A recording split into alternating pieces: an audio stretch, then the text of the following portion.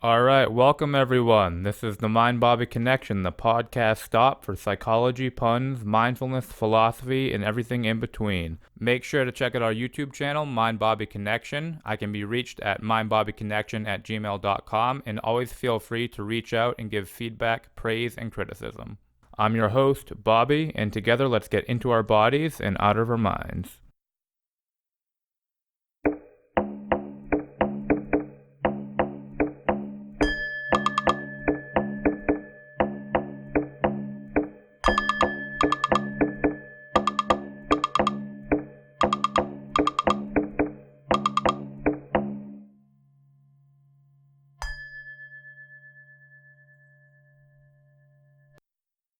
Hey everyone, welcome. Thanks for tuning in. Today's podcast is with AlexJulian. He's a yoga instructor, YouTuber, and podcaster. He mainly does aerial and vinyasa yoga and has recently started pool yoga and is trying to expand his horizons and try different styles. In this episode, we cover a lot of topics. We mainly focus on mindfulness, yoga and technology, and veganism and morality. I enjoyed the conversation quite a bit. If you want to hear more of Alex, he has a YouTube channel called AlexJulianYoga and a podcast called AudiblyEnlightened. I did an episode with him on that he'll be releasing, so make sure to check out his stuff. It's really good content. He's a really inspirational guy. So without further ado, I introduce AlexJulian. So I just took a class with Alex at Union Street in Worcester, and it was a class he was subbing. Do you want to talk to how you got started in yoga and what some of the principles are that you've learned along the way? I've been doing yoga for a long time. And I was doing yoga before I even knew I was actually doing yoga. Back when I was around 18, I was always doing, between ages like 15, 18, or even probably earlier, maybe to 12, I was always doing these stretches, these different mobility exercises on the mats, in this case at the Greendale YMCA. And a lady came up to me one day who I didn't know and said, "Hey, you're doing yoga, you know?" I'm like, "Okay, whatever, lady. I don't know you. I'm trying to stretch." I was different mindset back in the day. But anyway, she's like, "No, you're doing yoga. Here's a gift certificate to Bikram Yoga. Meet me there tonight." Initially, I'm like, do I go? Should I not go? What should I do? I ended up going, and she ended up not being there. It was crazy. So I took my first yoga class, just like dove into it. No idea what I was getting into. And Bikram Yoga is like, I don't want to use the word cult, but it's like, because Bikram Yoga is an awesome yoga practice, but it's a very different type of yoga. Have you taken Bikram? I have, yeah. Oh, so you know, like, the difference between the Bikram Yoga class and the class that we did today. Yeah, Bikram has specific postures that it runs through every time, right? Every single time. Yeah. And 105 degrees. And, like, there's no talking. And just, like, you don't leave the room. You don't, like, get off your mat. Anyways, I still love the class. And I was always doing the yoga before I officially started doing yoga. And also, it's almost like spirits or divine intelligence or whatever you want to call it manifested through a random lady, quote unquote random lady, just to direct me to the path of yoga. Then she disappeared. So that was kind of a little strange. I think a very kind of auspicious shift or transition or transmission even, or a moment of grace or just a pivotal point overall. I did Bikram yoga every day after that point for like 3 years, which was crazy. What was it about it that drew you to it so much? Because every day for 3 years, that's a big shift. Just how it made me feel is because I'm still a work in progress. However, it's okay to be a work in progress and a masterpiece at the same time. However, back in the day, I was very unsure of who I was as a person. I was very anxious. I was depressed. I had no direction. I was just basically lost. Like I said, I didn't know where I wanted to go. And I felt like I was in a rut, in a funk, with no direction, no purpose. And just yoga really just gave me a purpose. It like lit my heart on fire. It made me feel good physically. It made me feel clear mentally. It made me feel grounded emotionally. It made me start to develop and open up spiritually. I was doing yoga, just the physical practice, for like a couple years. before I was opened up to the spiritual component of it. It just started, but that's how it goes. It's just like, as it just opens you up, it gets to the core. It's awesome. This is so, that's what I guess I was attracted to. What's crazy is there was a time when I really had a bad relationship with yoga. It went for a couple of months, actually. It was after about 3 years of doing Bikram Yoga for every day, I threw out my lower back in a 6 a.m. morning class, like very bad. And really couldn't, like, with not a good back for like probably 2, 3, 4 months. And I blamed Bikram Yoga, even though it wasn't Bikram Yoga's fault. It was my own fault. I was pulling myself past limits that I should not have pulled myself past. Basically, really practicing yoga with my ego at that point, and just doing things that weren't, I was being mindful with the practice. Like that early in the morning, you got to make sure you're warmed up before you're doing a deep stretch, and just in general. So, and also this exposes weak points in the kinetic chain, or just like it all throughout the body.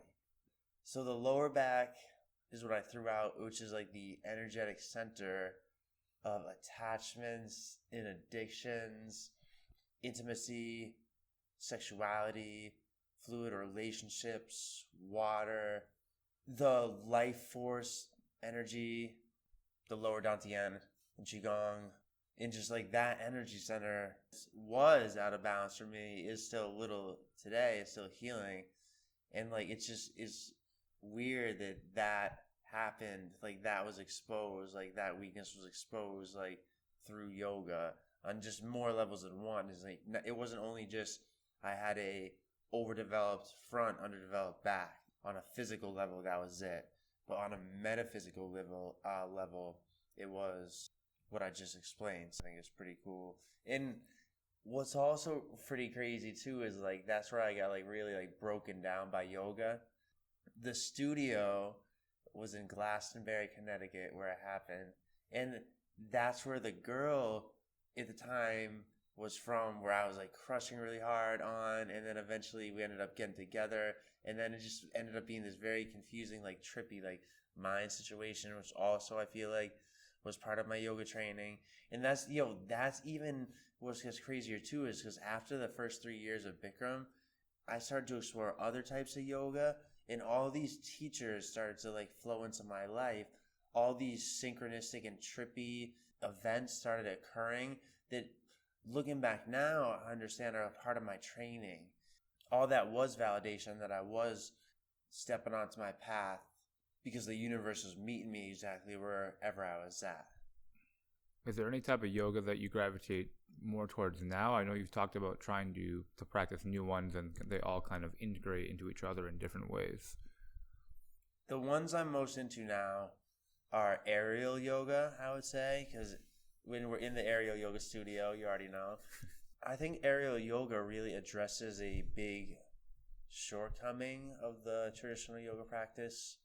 And that's okay. Is yoga was brought to America to evolve. It's supposed to change. Like if any system wants to survive, any system, person, business, whatever, if any one of those entities wants to survive and thrive, it has to evolve and be dynamic.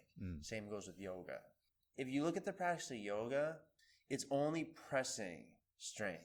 Like we're pressing horizontal, which is chaturanga. We're pressing vertical, like handstand, horizontal plank. We're never doing a pull, horizontal or vertical. We're never pulling.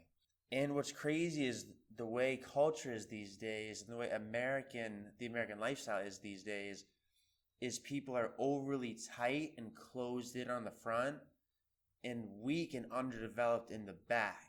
So people need the pull more than they need the press to literally pull themselves back into proper alignment or posture.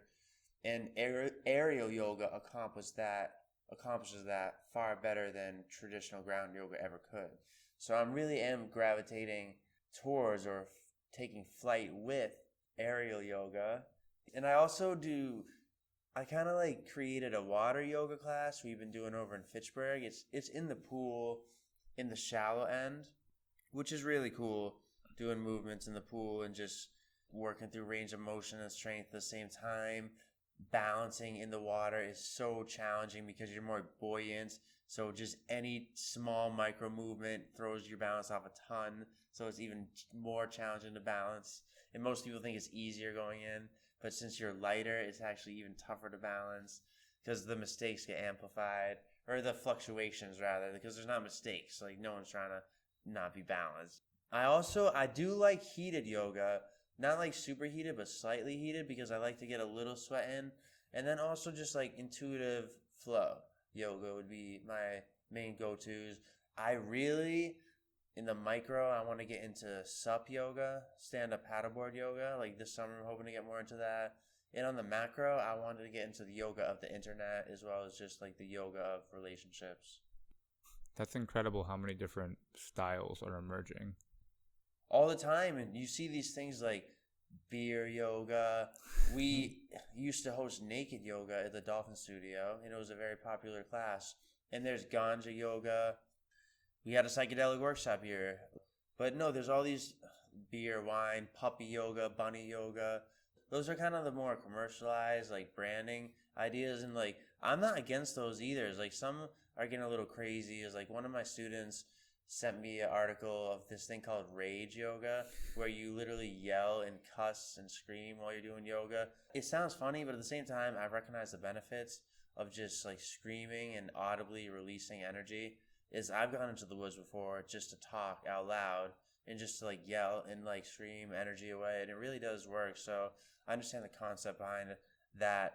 But those things that are emerging, like there's those, but there's also like complete styles. There's so many different styles of yoga. Like there's Bikram Yoga, there's Vinyasa yoga, there's power yoga, there's Kripalu yoga. More and more styles all the time because yoga keeps evolving and just like expanding and spreading, and that's how it should be. Is like a system should evolve and be dynamic. And you mentioned earlier that you were interested in the yoga of relationships and the internet. What exactly do you mean when you're kind of applying yoga into approaching different elements of your lifestyle? Okay, so there's 8 petals of yoga, and most people in America typically only are aware that they are practicing 2 of those, which would be the 3rd and the 4th. That's asana, or the physical postures, and that's pranayama, which is the breath practice. However, it's tough to say exactly because all of us are practicing morality and spirituality on some level. So a lot of us maybe indirectly or just unconsciously practicing some of the yoga other petals principles too. What I'm getting at with the yoga with relationships, it's just basically expanding awareness of how holistic yoga truly is. It's not just a practice for the physical health, mental health, deep breathing. It also gets into morality and personal development. For example, in regards to relationships and the yogic principles, is the first yama is ahimsa, non-harming. Relationships you're in should be non-harming. They should be growth-oriented. They should elevate each party, each individual, or each member of the group should be elevated. They should not be harmed because of the relationship. And then another one, the next one, satya, truth, is relationships. You should be truthful, honest, and authentic in relationships. And a lot of people are not. There's even more. It's just literally bringing compassion, bringing mindfulness to the table as much as possible with relationships. And one of the reasons why I'm so into this is the relationships are more dysfunctional than they've ever been. It's crazy because our capacity to communicate and love has never been greater. Our divorce rates are through the roof. There's no love in the relationships anymore, and just I want to get to the bottom of this, and I think yoga is going to be part of the solution.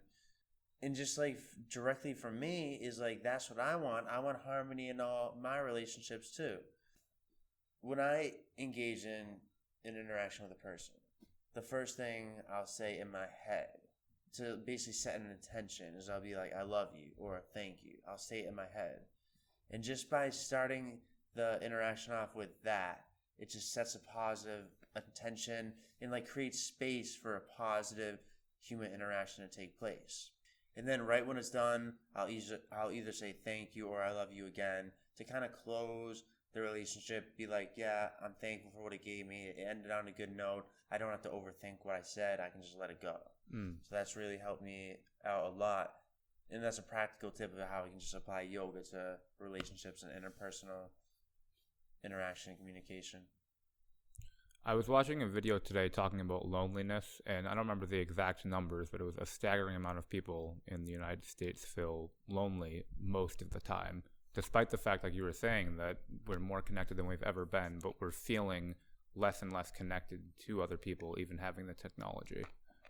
So I think you're absolutely correct in that yoga and mindfulness can help us tap into deeper connections with people and be more present because we're being distracted. We were talking earlier about how, again, a lot of people feel lonely and someone close to them might make plans and they will forego it, and then they'll spend X amount of hours on their smartphone rather than actually connecting with people. There's some type of addictive element and some type of comfort in being online rather than with people in person. It's a very interesting dynamic because I feel like people are more courageous when interacting virtually. They're more likely to be their authentic selves without a filter. However, at the same time, the opposite is true. So it's kind of a tricky situation. Not looking at a person eye to eye when you're communicating with them makes it easier to say things that may be very mean. So literally the internet, social media is doing both. And it's tricky is the yoga was created literally thousands of years ago in a time with way less stimulation than there is now. There is so much stimulation going on all the time. People are being so pulled away from center constantly. And just it's more important than ever to be centered. And I think that addresses the intimacy problem too, is because other people, relationships are just mirrors. And if we're constantly being pulled away from center and we don't have a good connection with ourselves, that's where the incapacity or inability to deeply connect with others may come from. It's just we're not connected to our own center. And once we do that, then we can connect with other people's centers or in a more intimate way. What are you thinking of when you say center? I know that a lot of different people have different words for being present or being grounded or being centered or being authentic or being genuine, etc. I would say I would define center as the true you, your true self. And I think we always are our true self or our center or our highest self. All these words are interchangeable for me. The thing is, as we go along the human experience, like we start off our soul, we're brought into this world pretty much a clean slate. We pretty much are our soul when we're a baby. It's not a completely clean slate because you could obviously argue there's stresses in the womb and such, but I'm just saying you're relatively clean slate. When you're a baby, you're basically your soul, like pretty close to the physical manifestation of your soul. However, as we go along the human experience, people are mean to us, we get bullied, we go through traumatic events, even if they're only mental emotional. We keep putting on coats in the form of identities, traumas, fears, insecurities, shame, guilt, whatever it may be. All these coats get put on over the soul, the highest self, which is always there. And then people are so away from center, away from their truest self, away from their highest self, because they have 1,000 different coats on.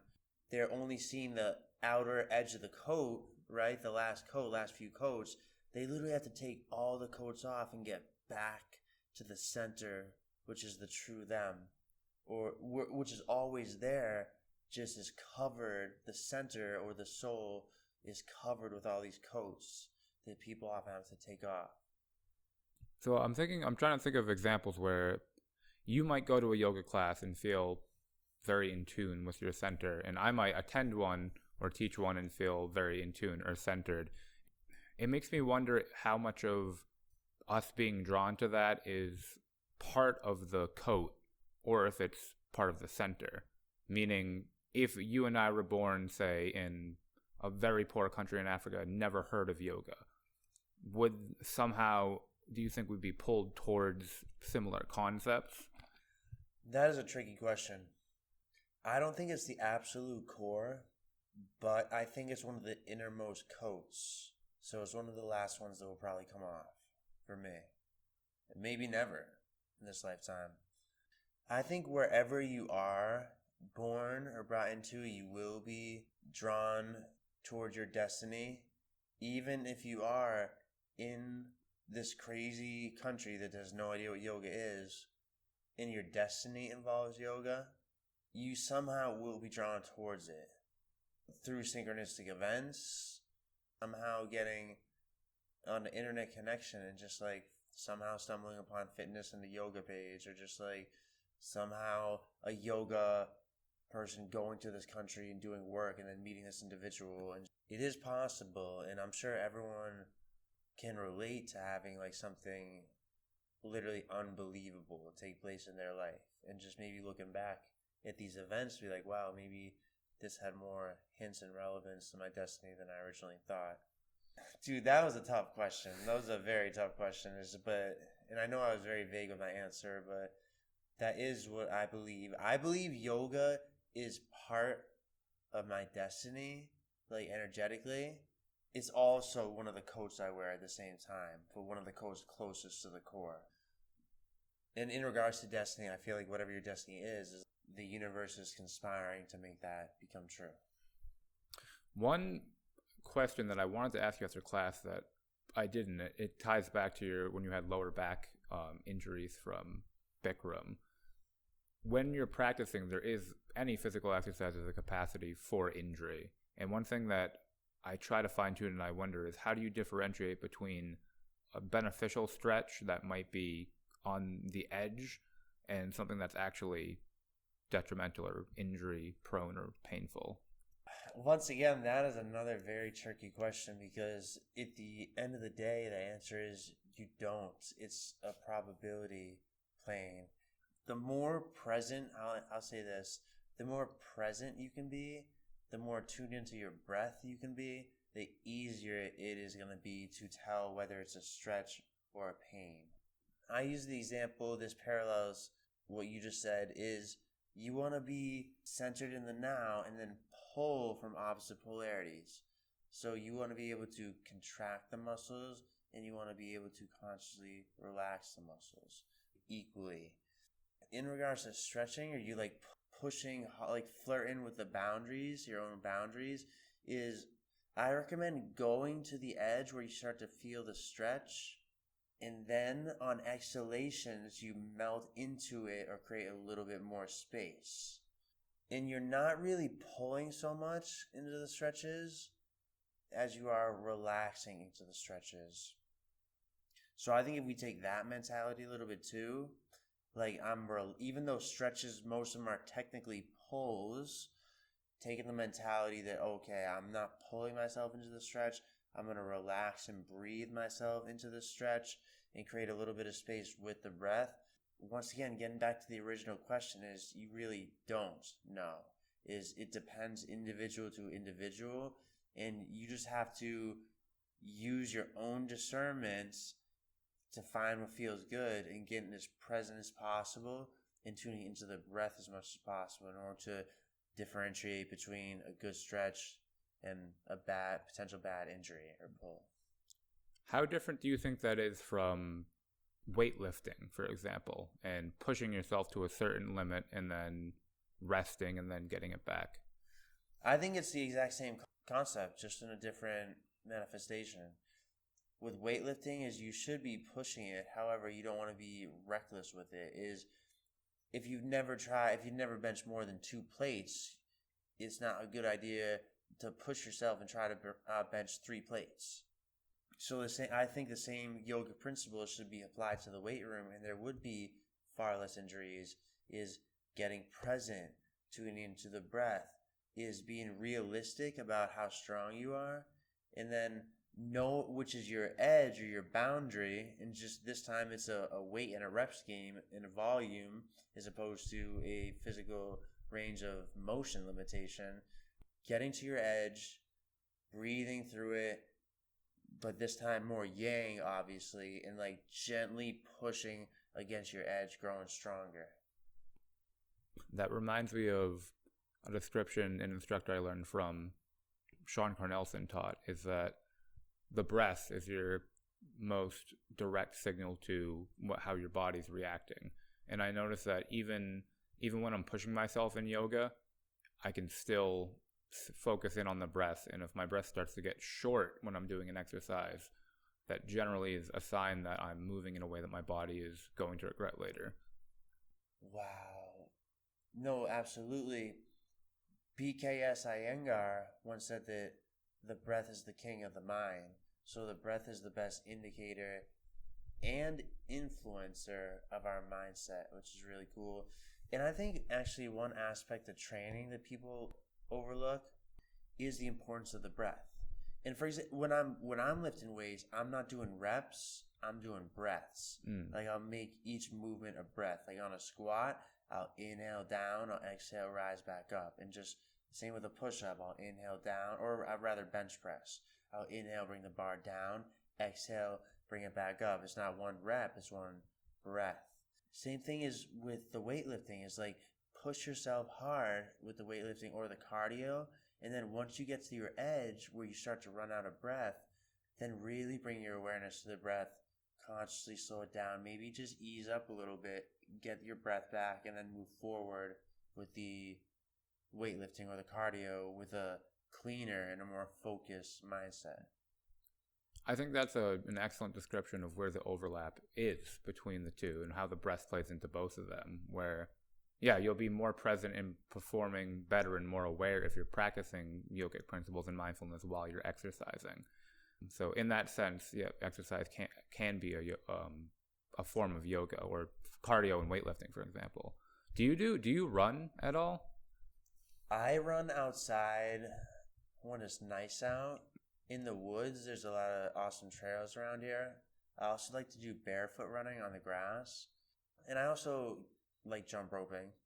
As for now, my primary form of cardio is, besides the stair treadmill thing at the gym, which I literally love, is basketball, playing basketball. And I do play my yoga teacher one-on-one often.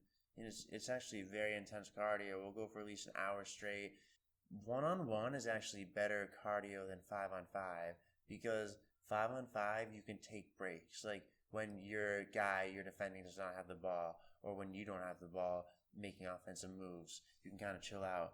But on one-on-one, you are always on offense, you are always on defense. There are no breaks, and just like it's great to play, moving in all directions. So, and I'm glad you asked that, because even though it is winter, I do make an effort to get on the treadmill, to do the stair treadmill, to do cardio indoors as well, in addition to basketball, because cardio, it's tough to say which is the most important aspect or component of wellness, but cardio might be the best, but it is at least one of the best. It might be the best, like more important than yoga, more important than weightlifting. Is like the heart is pretty much the most important muscle, and just a cardiovascular health is like the engine of the body, and like how powerful is your engine. I know that at least the literature that I'm familiar with, cardio has been the most researched for preventing depression and mental wellness. I don't know as much about the physical literature, but with what psychology is learning, that it does seem to be more significant than weightlifting. Not that weightlifting is not important, weightlifting is very important, but they usually use cardio as a means to alleviate depression if they're using it as an intervention. I actually really vibe with that a lot. I think one of the main benefits of cardio is the fact that it promotes circulation so much. And if you think about what depression is depression is kind of like deep rest, like stagnation, stillness, kind of just like blah, like heavy. And then when you do cardio, you get into that flow state, get everything moving. It literally gets everything flowing again, circulating like a river. Like it gets you feeling lighter again, everything moving around. And even depression is like being stuck in the same literally in the same space too long. So doing cardio, running too, literally gets you moving through different spaces. So I think cardio for sure is a great way to relieve anxiety, eliminate depression, obviously strengthen the heart. Circulation is key. In Chinese medicine, it's even said that circulation is how the body heals itself. So the better your circulation is, the better you're going to be able to heal, more resilient you'll be. So cardio definitely is looking to be king. Yoga's the queen, or maybe yoga is king and cardio is queen. I don't know, but they make an awesome combo. Literally together, throwing some weights, but just at least some type of pull, and you're pretty much golden. And then with depression being related to literally staying in the same space physically, it also can be that mentally too, right? You're in the same repetitive negative thought patterns, and then going for a run can literally get you physically in a different place and change your mindset. So if you're doing a hard cardio exercise, you're probably not going to be ruminating about some conversation you had yesterday. If you're really, really into an exercise, it really does change the way that you're processing information and the way that you're thinking. Well, it does a couple things. It drops you down into the body, and the body and the mind are mirrors of themselves. They mirror each other. So if you're physically and mentally in one spot, if you physically change locations and move around, mentally you'll do the same thing. And it's like getting a break from these mental patterns. Is like when you're running out of breath, you're going hard with the cardio, it's like you're in your body. When you're trying to push through that cardio wall, you're not thinking about what am I having for dinner, or what did I have for breakfast, or what homework assignment do I have to do later, or what do I have to pick up at the grocery store. Like, you're not thinking about those things. You're just thinking about the breath, like getting more breath, like getting more life in you and moving forward, and like pushing the body to the limit is like, so anything. I'm a fan of anything that brings you into your body, to just give like the mind or the brain like a break. It really is helpful to think of the brain as a computer. If you leave your computer on all the time with multiple windows open, it's going to be operating very slow, and it's not going to be good at processing new data. And same thing with the brain. It's like if you just keep all these windows open, your brain on all the time, eventually it's going to be hard to process stuff, and just eventually it's going to crash too. And that's where depression comes from, and even just like more serious mental breakdowns as well. I've never heard that metaphor for mindfulness, but I absolutely love that. And it's really interesting that you said that, because some of the undergraduate research that I did actually taps into a principle called cognitive interference, which is exactly what you were just saying. When people aren't focused and they have different repetitive negative thoughts coming into their awareness, and we found that it actually correlates with anxiety and depression, which isn't surprising if you research mindfulness. But that having multiple windows open is called cognitive interference, and it's a variable that has been researched. So that's really cool. I didn't know. Wow. Yeah. One of the things I've been thinking about is how much technology is just mirroring human evolution and like where we're going, and it's almost like training us for what is next to come. And just to think about how fast and far we've advanced. Years ago, if you wanted to talk to someone, you would have to think of the person. Then you would have to write a letter, mail it to the person. They would have to get it, read your letter, write you a letter, send you it back to communicate. It would take weeks. Then eventually we got landlines. It got a little faster. Cell phones got a little faster. Technology got a little better. Now you can FaceTime anyone through WhatsApp for free in the entire world and talk to someone in real time via video. I do it with my mentors in Israel on the regular. It's insane. We can already do that with the mind. We just forgot. And we have access to all the information, much like the internet is starting to show up. It's called the unconscious mind, the subconscious mind. Technology is mirroring human evolution and progression, where we're going. It's also getting us ready for the technology to come, as well as the next jump we're probably going to make as a species. Everything keeps getting closer and closer to thought. or consciousness controlled technology. There was a lot of time in between stuff before, but the time keeps getting quicker and quicker and quicker until eventually it'll be instant. And these things we're working with now, especially the internet, these are the most powerful tools that have ever been in the hands of humans.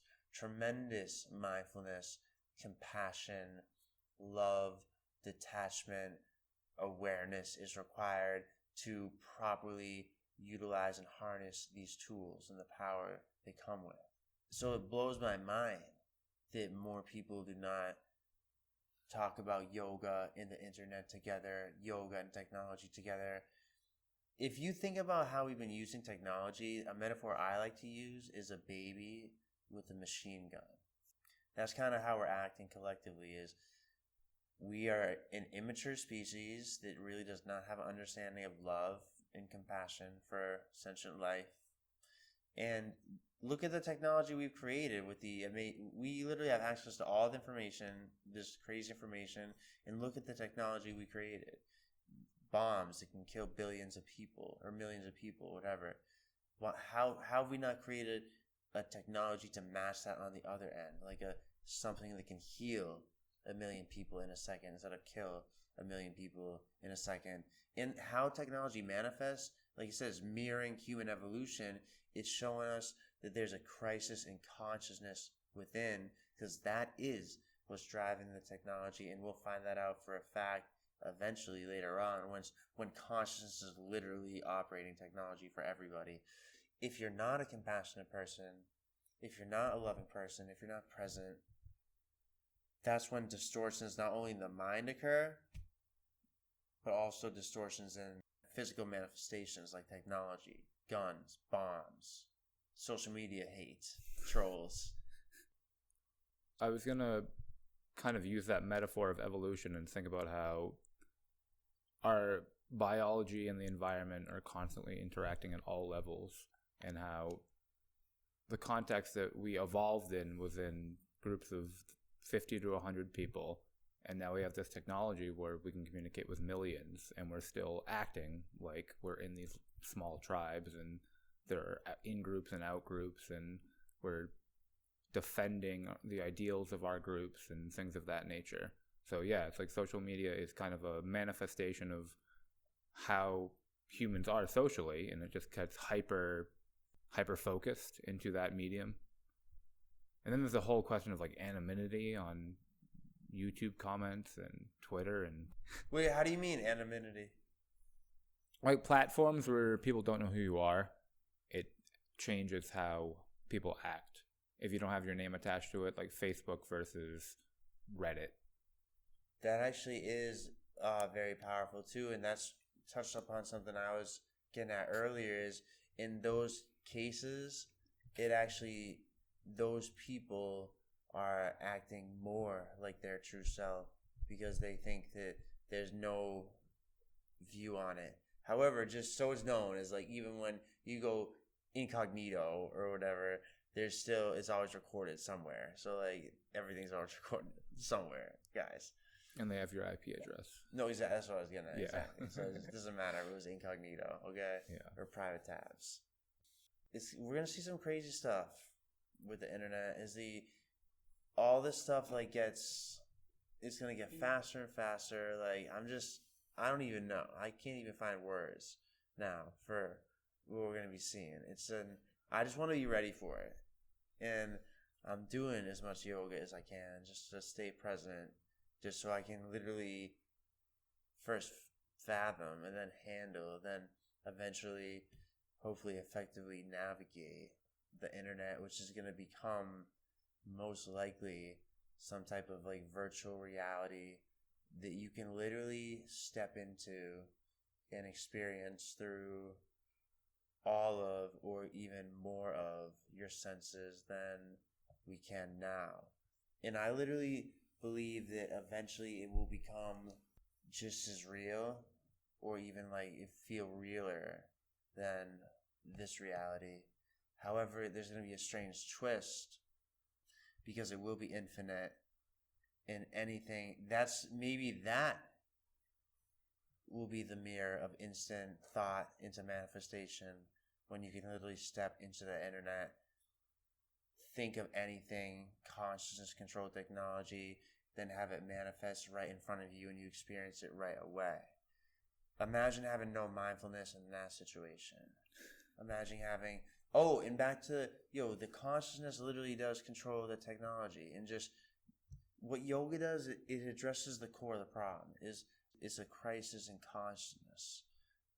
BKS Iyengar said the external reality is a reflection of the internal condition, or the macrocosm is a reflection of the microcosm.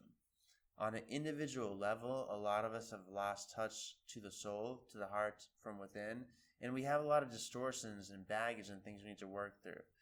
And these things inevitably and eventually get expressed in the external reality.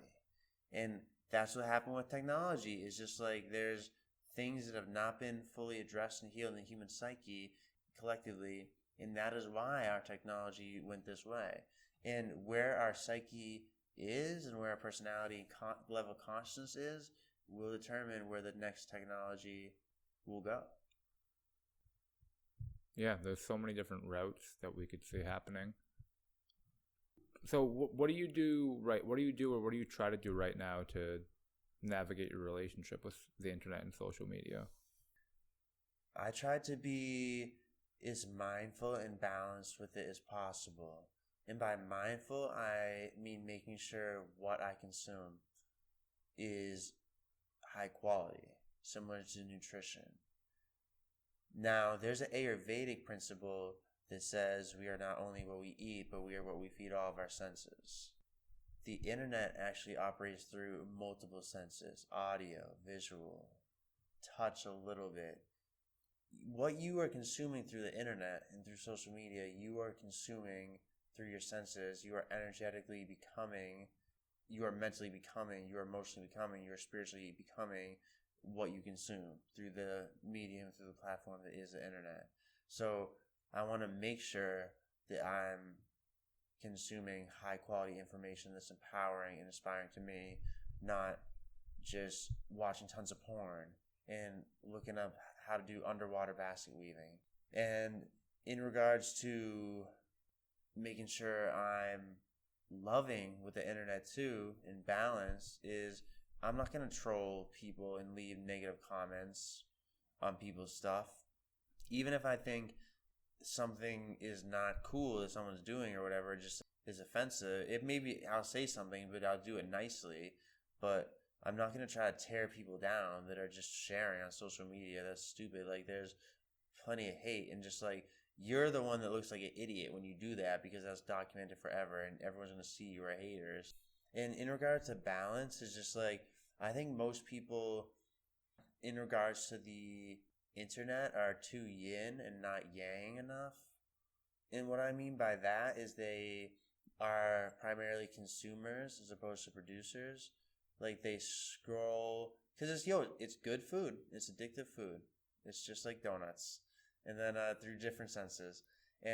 But people just want to consume all day, scrolling endlessly, and they rarely produce their own content or live their own life.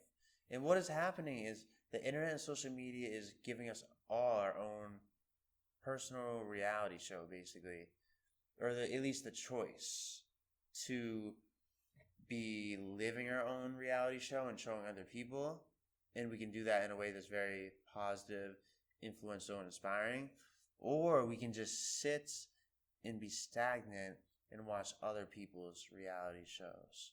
So I think it's great, is I want to use these platforms to connect with my friends and see what's good with them, what they're up to. However, I'm not going to sit there and consume other people's lives all day. I'm going to be producing my own. So I just summarize, I want to make sure I'm mindful, loving, and balanced with my relationship to the internet. And I think one thing that I forget often, even being aware of it, is that you were saying any sense that is being affected, you literally become. And that's not just some metaphysical mumbo jumbo. It's like literally neurobiologically, your brain is rewiring in response to the content that you're constantly feeding yourself. And if you're doing it enough, it becomes a habit. And if you're watching porn all the time, your sexual drive is being associated with images that you're constantly feeding yourself. And like, of course, that's going to change the way you experience your sex drive in other settings. It's easy to divorce them because you're at home on your computer and then you're out with someone or out in the world, but those are constantly interacting with each other and you're changing the way they experience. And it's not just porn either. It's if you're looking at food on social media all the time, or anything that you're doing consistently is changing you and changing the way that you're experiencing whatever that thing is in other contexts. 1000%. Do you want to touch on veganism? I consider myself a practicing vegan.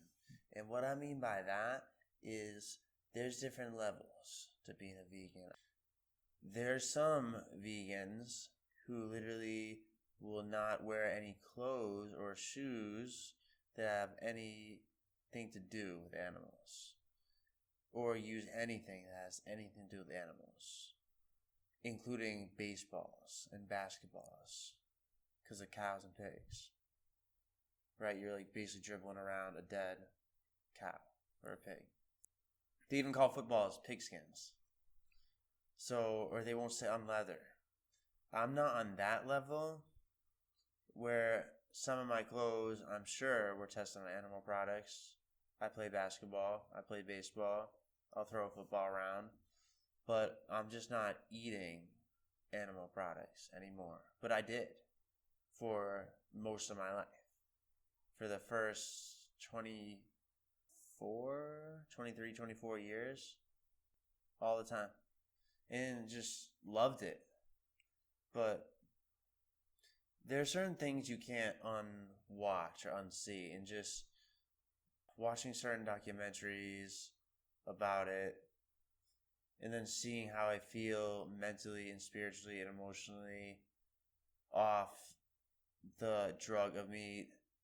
And at the end of the day, though, like, people are so... We were talking about addictions and attachments a little bit earlier. Meat is literally the most insidious and subtle addictions, or one of them at least, that humans are going through now collectively. Is basically ingesting or consuming adrenaline or fear, and is like feeding what I'm calling the forbidden fruit complex. It's like the thing in the human psyche that just wants to do things like for the rush of it, like gets a rush of doing the wrong thing because it's wrong. The forbidden fruit complex. And that is a habit, a deep habit, because eating is something you do every single day. That habit has been embedded into all of us basically since birth. So it's a very hard habit to change. Not only that, habits this powerful that are formed in the first 7 years of life basically become truths in the human psyche.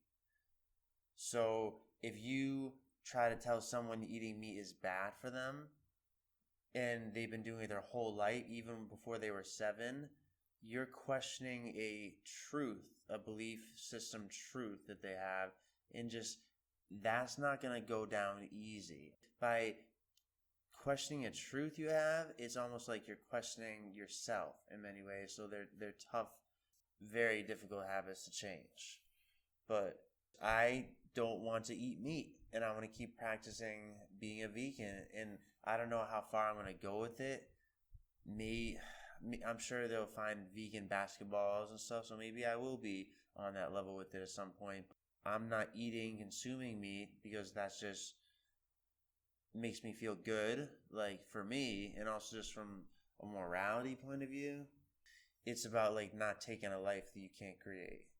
A lot of great thinkers like Pythagoras, Albert Einstein, Lee Da Vinci, they said that humans will not evolve past war until they adopt a vegetarian diet. Or Albert Einstein specifically said the greatest thing that humans can do for evolution is to adopt a vegetarian diet. And if you think about the war thing, is on a subconscious or unconscious level, people that eat meat think it's okay to kill sentient life. And then because of that subconscious, unconscious, identified most often belief, it gets transferred over into, oh, it's okay to kill people if they're not of my species, or they're not of my race, or they're the enemy. So there is this strange connection between meat and war. And I don't have any proof of this, but I do believe they are extremely connected. And once we evolve into more of a vegetarian, vegan diet, there will be more peace. And it even said peace starts on the plate. And that's another interpretation of the vegan diet, is people are trying to go more karma free, create less karma, create less waves, so there's more peace. I eat meat occasionally, and I'm aware of a lot of the negative consequences. And it does become very difficult to square what our habits are in the West with what we're doing to ourselves, to the planet, and to animals. When you look at some of the top killers in America, it's heart disease and cancer. Those are very closely related to diet. And then diabetes and stroke are up there in the top 10. So we have a situation where hundreds of thousands of people are dying painful premature deaths every year, consuming hundreds of millions of animals that are tortured to death, which is then hurting the environment in ways that's affecting everybody that's alive in terms of how we're producing animals.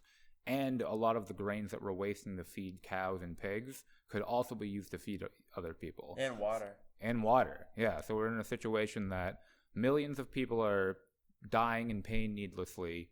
Hundreds of millions of animals are dying.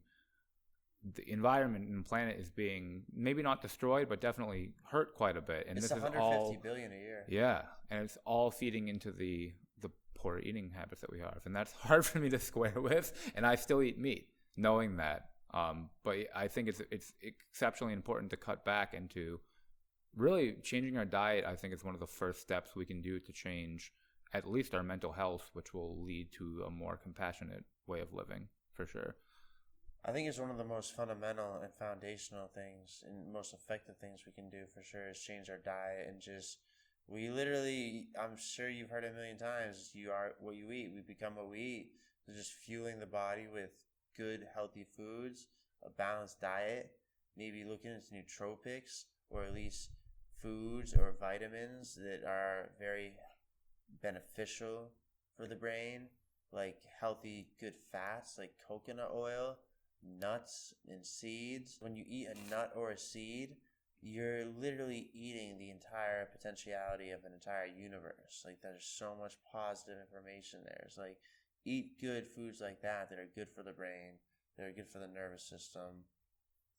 Nourish the physical body, and the flower of the mind is going to bloom. Basically, food is very important. You can't compete with what you eat. What motivated you to start cutting out animal products? Was there a series of events that, or a series of documentaries? You had mentioned a few documentaries. Well, how did that come to be? It was primarily Infinite Waters. He's a very famous YouTuber, and he was always talking about being vegan, and the way he explained it really just hit and registered as a truth to me instantly when I heard it. Is he talked about when you are eating meat, you're eating fear. Like you mentioned, these animals, 150 billion, are killed every year now. They're tortured. They're basically, we just enslave all animals on the planet. And like that energy of fear and being enslaved and being tortured is what you eat. And you're eating fear and become more fearful, as opposed to eating peace, eating love in the form of plants. So when he said that, I'm like, wow, that makes so much sense. I basically want to just shift towards eating higher energy food. However, even though I am vegan, I understand that I can continually upgrade the quality of the food I consume, and it's not maybe as good quality as it used to be, the plants, for example. Like, they say that now, like, you have to eat 3 peaches to get the nutritional value of 1 peach from the 80s. I had a question for you. and it's just something, because you're very into psychology, and it's something that I'm interested in for myself, is something that I guess I've been frustrated with is, and you touched upon it just now, is knowing that something is bad for you. You were talking about meat, and I was talking about earlier when we were talking before the podcast, like smoking and energy drinks. What is it in the brain, or what causes people to, when they know something is bad, to continue to do it? Or what is one of the primary things? I think it ties back a lot to what we were talking about earlier with addictions and habits, where essentially there are different parts of the brain constantly working towards different goals. So the parts of your brain that are your hindbrain, that are more responsible for habits. So if you engage in a behavior repeatedly, it becomes easier for your body to do that, especially if it's with a substance. So parts of your brain are wired to seek that out. And then if it's tapping into your dopamine or your neurotransmitters, the reward centers are being lit up as well. So even though the front part of your brain, which is responsible for executive functioning, even though that part of your brain can say, I know this isn't right, you're still having other parts of your brain telling your body to do something. So there's all of these different systems at play, and it's impossible to live lives where every single thing that we do is the thing that we know we should do, right? I think part of being human is acknowledging that we're constantly going to be doing things we know we shouldn't, because there's only a certain amount of willpower that we have. So it's about fine-tuning that system and accepting that we're going to do a lot of things that we know we shouldn't. I like that a lot. That was really good. That's always when someone asks, like, why does this happen, there's always like so many ways to approach them. That's factual. Yeah. I've been reading a lot more about neuroscience because I feel like I understand myself and people better. And if I can say, like, I know this part of the brain roughly is controlling this, it kind of like hits home more for me. If I can say, oh, like, I understand that my amygdala is just doing this and this time. And yeah. No, that does help. I totally vibe with that. It's basically just having awareness of the awareness of it is starting to heal it almost. Yeah. And they even did all those experiments with quantum physics, or just how awareness literally influences the results of the experiment, or in this case, the healing. And just by having like the awareness of, wow, this is what's going on with my mind, or the cognitive biases, be like, oh, aware, like, wow, this is the reciprocity bias. I feel obligated to do this person a favor because they did a favor for me, or just like, and wow, I recognize that in myself, or just whatever the tendency it may be, which just being aware of the cognitive biases makes you less susceptible to them. Absolutely, which is why I think it's extremely important. And Neil deGrasse Tyson actually vocalized this on Joe Rogan, and something I think is very much the case. I think that should be more mainstream. That should be in mainstream education, teaching people what some of the common cognitive biases are and the pitfalls, because especially when you're learning, if you're not aware of what's influencing you to pay attention to certain things and what you're filtering out, you're not going to be as able to retain information that's useful to you and that you want to learn. All right, thanks again, guys, for tuning in. This is the Mind-BobbyConnection. Make sure to check out our YouTube channel or send an email to mindbobbyconnection@gmail.com. And to keep up with Alex, you can check out AlexJulianYoga on YouTube or his podcast, AudiblyEnlightened. Thanks, guys, and I'll see you next time.